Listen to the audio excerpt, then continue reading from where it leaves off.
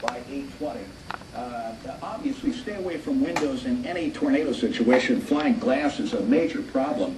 You can see the lightning right now, right across the area. The displays are spectacular, and this squall line continues to proceed eastward. There is the latest view of this storm being updated as we speak to you, and you can see as we animate it how this has roared in, doing damage all the way from northwestern Illinois, having started in Cook County, northeastern Iowa this afternoon.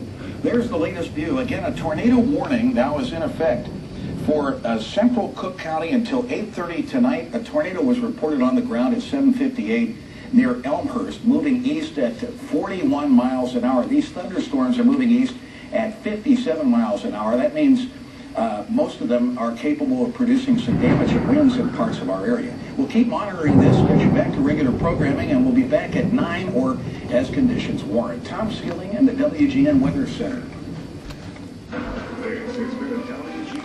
Minchia, sta facendo un macello fuori.